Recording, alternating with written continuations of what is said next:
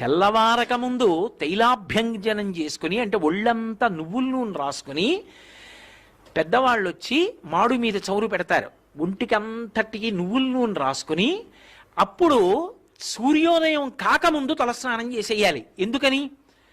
ఎందుకు అలా చెయ్యాలి దీపావళి నాడు అంటే శాస్త్రం చెప్పింది. అప్పుడు తైలే లక్ష్మి జలే గంగా, తైలమునందు లక్ష్మీదేవి ప్రవేశిస్తుంది బ్రహ్మముహూర్తంలో తెల్లవారుజామున. ఆ నూనె ఒంటికి రాసుకున్నారనుకోండి, లక్ష్మి ఒళ్ళంతా ప్రవేశిస్తుంది. లక్ష్మి ప్రవేశిస్తే అలక్ష్మి తొలగిపోతుంది. జలే గంగా, జలముల యందు గంగ ప్రవేశిస్తుంది. తన పాపమే కాదు, తన చేత దుష్టమైన ఆలోచనలు చేయించి కష్టాల్లో పడేటట్టు చేయిస్తుంది. ఈ పాపం ఎందుకు తొలగిపోతుందంటే, దీపావళి పండగ నాడు తెల్లవారుజామున చేసినటువంటి సామాన్యమైన ఉదకముతో కూడిన స్నానమైన గంగ ఆవాహన అయిన కారణం చేత పాపాలు పోతాయి.